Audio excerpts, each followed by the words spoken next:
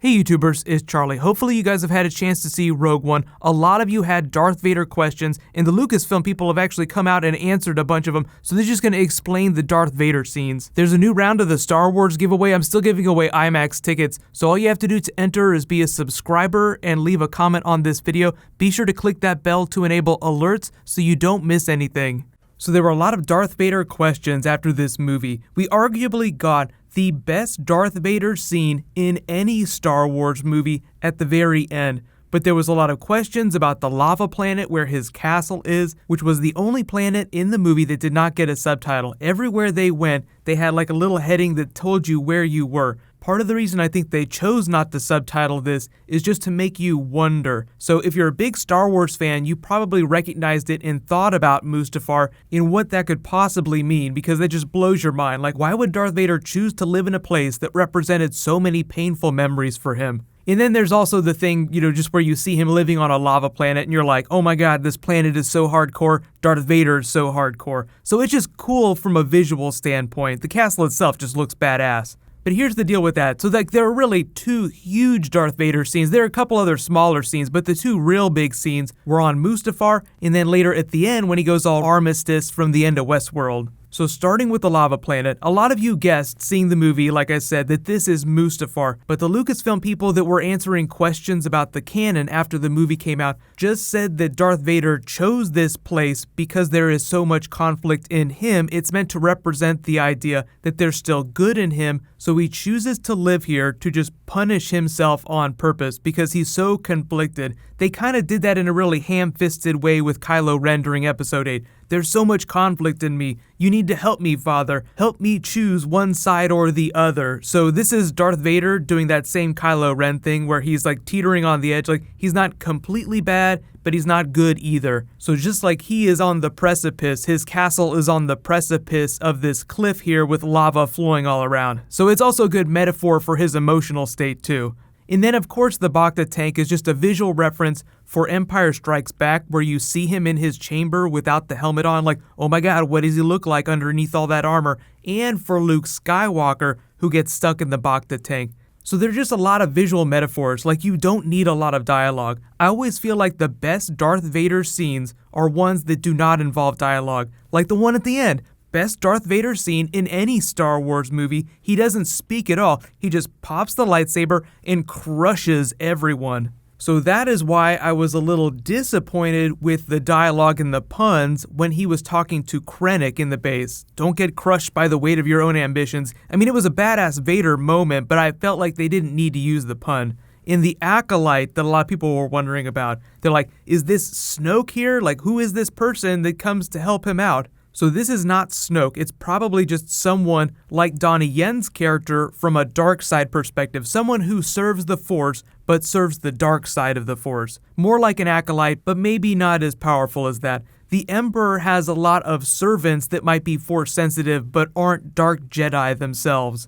There was a really cool rumor, this hasn't been confirmed, but a lot of people thought that maybe they didn't subtitle this planet because it's going to come back in Episode 8. Because unless Mustafar was blown up by the Death Star, it still exists, it's still out there somewhere, so we might get to see it again via Kylo Ren's character as he's training, because if he's such a Vader fanboy and keeps the melted remains of his helmet with him at all times and speaks to it, wouldn't he also travel to all the places that Vader had lived? So Mustafar itself is very strong in the dark side of the Force. Darth Vader lived there for a long time, so it just makes sense that Kylo Ren would either have gone there or we will go back there through his character as he tries to complete his dark side training. There's been an awakening. Have you felt it? Yes.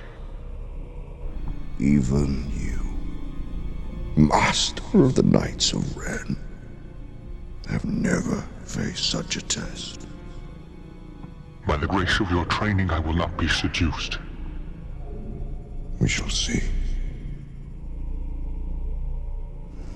We shall see. The fuel cells have ruptured. The collapse of the planet has begun. Leave the base at once and come to me with Kylo Ren. It is time to complete his training. So we have to talk about Darth Vader at the end of Rogue One versus Episode 4. A lot of people are like, why is he such a badass at the end of this movie, but in Episode 4, he can barely fight? It's almost like he's super weak. It's almost like he forgot to fight somewhere in the couple of days that have gone by between these movies, because Episode 4 picks up just a heartbeat after the end of Rogue One. So, what happened to all the skills? What's the deal here? So a lot of this just goes into the fight choreography and just the way they planned it out. They just weren't able to do something that was technically quite as masterful. And they say that on the set, like even Mark Hamill says, that when they were fighting with lightsabers, George Lucas was really draconian about how they were allowed to use them. They were more like kendo swords, the ones that you wield with two hands. When they were on the set of Jedi filming, Mark Hamill said that they were getting ready for their big final fight, they were rehearsing, and he asked Lucas, can we just use one hand? We can actually do a much cooler fight if you let us use one hand to wield the lightsabers. And Lucas was like, absolutely not,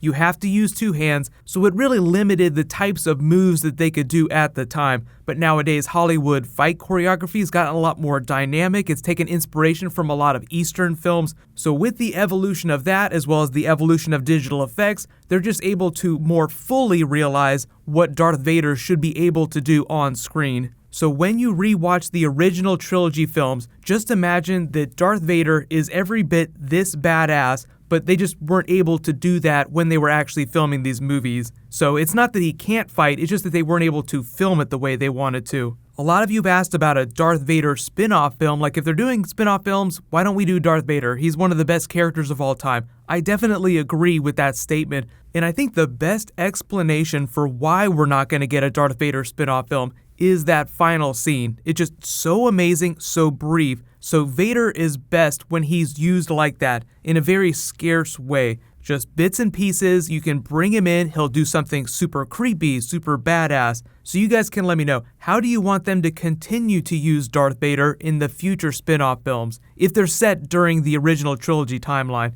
The next film is about a young Han Solo. Arguably, if they don't change the timeline, that would be happening like a couple years before the events of Rogue One, meaning that Anakin Skywalker would have been Darth Vader for at least a couple years. He was anointed Darth Vader about 19 years before the events of Rogue One. So you have to remember that if Han Solo is going to be, say, like 26 in his film, or, like in his mid-20s, then Darth Vader would be in his mid to late 30s. So just because that's going to be a Han Solo movie, I'm not expecting to see a whole lot of Jedi or anything like that, but because it's happening before the Death Star is built, Jeddah has been destroyed, there might be like a few Jedi floating around, but I'm not expecting to see any lightsabers or anything like that.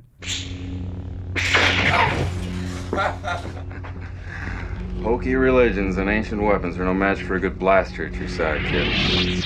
You don't believe in the Force, do you?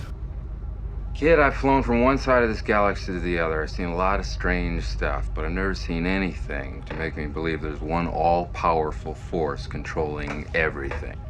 There's no mystical energy field controls my destiny. It's all a lot of simple tricks and nonsense. It's all true.